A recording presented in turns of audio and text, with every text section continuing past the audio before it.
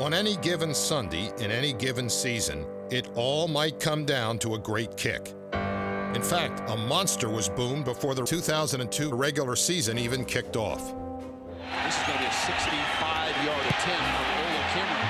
It's got the leg, and it is good! 65 yards. If this were a regular season game, that would be the all-time record in NFL history. Ola Kimmer now on his way to the locker room to quickly edit the film and send it to every NFL team. That is phenomenal. But not good enough to win Ola Kimren a job. Instead, the Broncos kept veteran Jason Elam, who drilled this 55-yarder with 45 seconds left against Miami. But with 6 seconds left, Olindo Mari nailed one from 53 to win it. He's gonna do it! The only time in history 2 kickers made plus 50-yarders to decide a game in the final minute. That is big stones, let me tell you. But the 2 greatest kicks of the 2002 season came from Mike Vanderjagt back up in snowy Denver when he made a 54-yarder to tie it and another nearly as long to win it in overtime. The Colts win! Oh, Vanderjagt hits from 54 and 52. When it comes to kicking, no one knows more than Rick Gonzalez. Rick spent years poring over old newspapers and gathering data. The result was a detailed compilation of kicking stats dating all the way back to 1920. You want to know how important a kicker is? Since 1970, 73 games have been won by NFL place kickers with no time left on the clock. On the other hand, since 1970, when both leagues merged, 96 games were lost on last-second kicks. So that how valuable these guys can perform under pressure, that says a lot. So, just what is the greatest kick of all time? You could start out in Denver again with Jason Elam's record-tying 63-yarder. 63 yards! But it was booted just before halftime and didn't even win the game. In fact, his own head coach almost forgot to give him the game ball. Oh, I forgot something. Oh, I'm sorry, Jason. No kidding. We kind of forget about kickers most of the time. But what do you guys think? Tied the record, longest field goal in the history of the game, 63 yards. Elam shares the record with Tom Dempsey, who was born with half a foot. Unlike Elam's kick, Dempsey's won the game. But most amazing of all was that he had to kick it from his own 37. Here's the snap, the ball is down. Dempsey kicks, it's on the way. Of course, back in 1970, the crossbar sat right above the goal line. It's good! The Saints have won! The stadium is wild! Dempsey is being mobbed! To me, that was the greatest kick because of the man, what he had to prove to come into the National Football League, the last seconds of the game, and he just did it. Now, others would argue that the greatest kick in history came in the last game of the 1958 regular season. Pat Summerall was New York's kicker, and a win would force a playoff.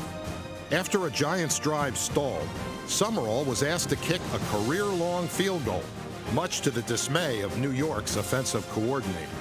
Vince Lombardi was dead set against the kick, and he made that clear. And he and Jim Lee Howell actually got into a rather heated argument on the sideline, and Howell just made it clear, we're going for the kick. Charlie Connolly was my holder, and when I got in the huddle and bent over, he asked me, what the hell are you doing in here? And that's another good way to build confidence, I guess. I said, they told me to kick it. So he said, you're kidding. I said, no.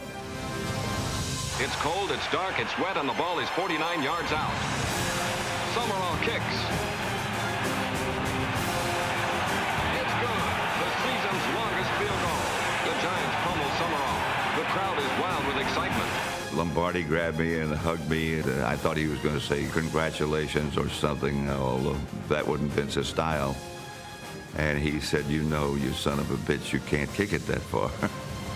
I was 17 years old, and I was sitting in the right field bleachers in Yankee Stadium. So I was there in person for that kick. It was a tremendous kick. Bill Parcells has been there for many huge kicks, made and missed.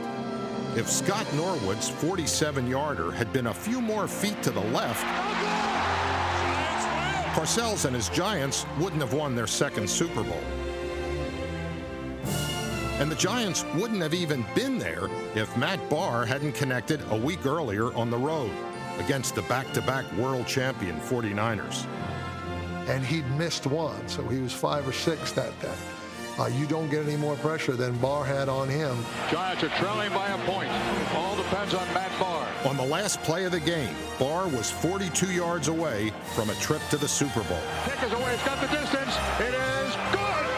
Good. And the Giants are going to Tampa Bay. It's over for the three-peats. It's over. Ever had any moment like this in your life? Feels pretty good.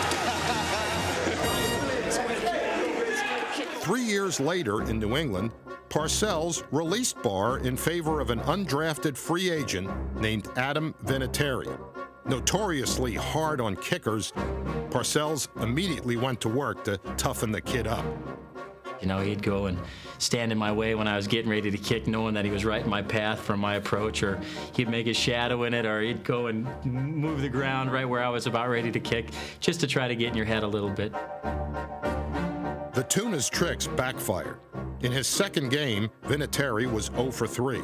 The next week, he missed 2 more, then an extra point a week later. The accuracy would come. The toughness was always there. My rookie year, we were playing Dallas, and I kicked it off, and Herschel Walker caught it and was running it back down the sideline, and I really didn't have an angle, and maybe he was slowing down because he thought he had a touchdown, but I ended up catching him and tackling him about our 20-yard line. And I remember talking about Bill Parcells. He said, you know, you're more than a kicker to this team now. You're an actual football player. From that point on, it was a smooth ride. Not so for George Custer back in 1876. Just before riding out to his last stand, the general decided to take only his bugler and left his band leader behind. Now that band leader was none other than Felix Vinatieri, Adam's great-great-grandfather. So while Custer was surrounded by the Sioux, Felix was safe back at Fort Lincoln. Good thing. Otherwise, Adam may never have been born. I don't know if he had his kids prior to or not, but the fact that he stayed back when they went to their last stand, I'm pretty happy about that. 125 years after that hot summer day, a winter's snow fell on Foxborough. And just like Custer, the Patriots were desperate, nearly out of shots and out of hope. History would be made again. But this time, a Vinatieri would be front and center. Adam Vinatieri will attempt a 45-yard field goal to try to tie it. Could you see the goalpost through the snow? Yeah, I knew where they were at. I could see them, but at that point, it was my whole thought process was, you know, three steps. First of all, don't fall down. If you fall down, you slip and fall. The ball's not going to get up in the air. You're going to end up hitting one of your linemen in the back and game over. Obviously, their rush wasn't going to be real good, but I had to get it at least over the line of scrimmage. And then the third thing was make sure it goes straight enough. But right as that situation came up, I'm trying to move the snow away so that I have a place to put the ball, but at the same time, the Raiders guys are kicking snow back on my spot I'm just clearing, so it was a big ordeal going on. I said, Adam, wherever I catch this thing, I'm putting it down. If I get the laces anywhere, if they're at 6 o'clock, I'll move them a little bit so I get them off your foot, because I'm not going to try to spin them and spin the wet or cold ball out of my hand. I didn't hear anything besides my holder, you know, just looking at me saying, hey, you ready to go? Let's do this thing. And at that point, I give him a nod, and everything happens quick. 45-yard field goal attempt coming up. Snap, ball down, kick up on the way. And I just saw the ball traveling, and it was carrying pretty good, and I said, this thing might have a chance. It is good! It is good! 45 yards! Adam Vinatieri kicks it through the snow, and we're tied at 13. Greatest kick in history, undisputed. Vinatieri, unbelievable kick. I want to say the kick of the century. I mean, to me, it involves conditions, it involves the stakes and the distance. Under those conditions, that distance, I think that was the greatest kick I've ever seen. The game winner in overtime was into the wind, but Adam was only 23 yards away. Ball down, kick is up.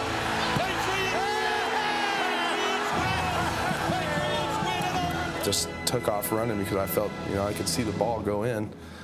And I just jumped in the snow and just started freaking out.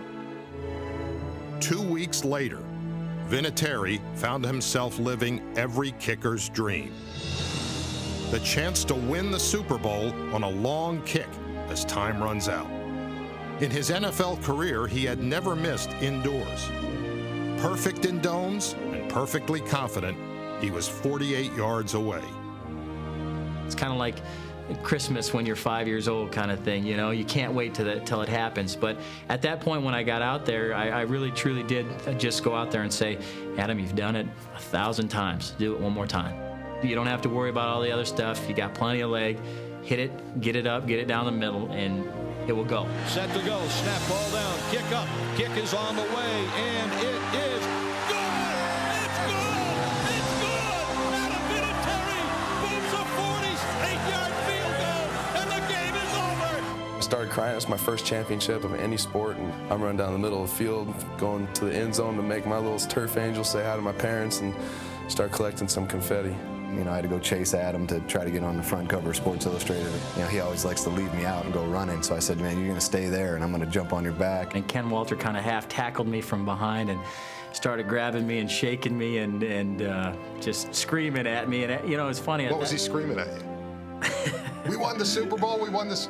A little bit more aggressive than that, but yeah, pretty much. You know, I said, we're world champs, we're world. And I said it probably 10 times. The Patriots are Super Bowl champions! Which to you was the more pressure-packed kick? The 45-yarder in the snow or the final kick in the Super Bowl? I think the 45-yarder in the snow because of the conditions of the field, the conditions of the weather, the situation of the kick. You miss it, you lose. I mean, cut and dry. Not to say that there's not a pretty pressured kick in the Super Bowl, but I think the one in the snow was maybe a little bit more difficult. Foxborough Stadium is gone. It's now Gillette Stadium's parking lot. But a plaque has been erected there commemorating that almost surreal game-tying kick in the blizzard. And the exact spot is marked where Ken Walter placed the ball and Adam Vinatieri made the greatest kick in NFL history.